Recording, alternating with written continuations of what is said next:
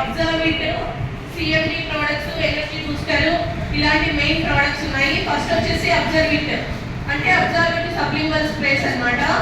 ఇవి ముఖ్యంగా మన వెస్టిలో మాత్రమే ఫస్ట్ టైం కనిపెట్టడం జరిగింది. ఇంతకుముందు క్యాప్సూల్ ఫామ్ లో ఉండేవి. సబ్లింగల్ స్ప్రేస్ తీసుకోవడం వల్ల బాడీలోకి త్వరగా వెళ్ళి మనకి ఇమ్యూనిటీని అనేది ఇస్తాయి.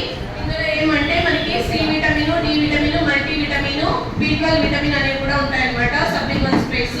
నెక్స్ట్ వచ్చేసి వెస్టీజ్ ప్రైమ్. ప్రైమ్ అంటేనే ప్రత్యేకత. ఇందులో దొరికేటువంటి ప్రోడక్ట్స్ మనకి ఎక్కడ ఇండియాలో దొరకవు అన్నమాట. వాటిలో వచ్చేసి సిఎండి కాన్సన్ట్రేటెడ్ మినరల్ డ్రాప్స్ అంటారు. వీటిని తీసుకోవడం వల్ల బయట మనం మినరల్ వాటర్ తీసుకున్నాం అనుకుంటాం కానీ వాటిలో మినరల్స్ అయితే ఉండవు. ఈ సిఎండి ప్రోడక్ట్ తీసుకొని మనం వాటర్ లో వేసుకొని యూజ్ చేయడం వల్ల మనకి శరీరానికి అవసరమైనటువంటి మినరల్స్ అయితే దొరుకుతాయి leaders. Next multi vitamin gummies. 5 years ఏమో పిల్లల నుంచి ప్రతి ఒక్కరు తీసుకోవచ్చు. బయట ఏవో ఒక చాక్లెట్స్ తీసుకుంటున్నాం కదా, కానీ మల్టీ వైటమిన్ గమ్మీస్ తీసుకోవడం వల్ల శరీరానికి తగినటువంటి విటమిన్స్ అనేవి వస్తాయి. ఇంకా వచ్చేసి ప్రైమ్ ఎనర్జీ బూస్టర్.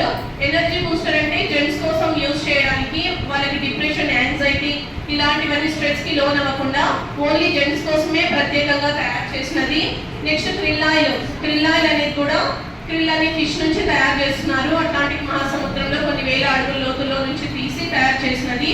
ఇది పక్షవాతం, పెరాలసిస్ అటాక్ అయిన వాళ్ళకి కానీ బ్రెయిన్ డెవలప్మెంట్ కోసం కానీ యూజ్ అవుతుంది. సీపక్తో ఇమ్యూనిటీ కోసము. నెక్స్ట్ కాంబైటిక్స్ కూడా ఇమ్యూనిటీ కోసం యూజ్ అవుతుంది. Next immunity boosters.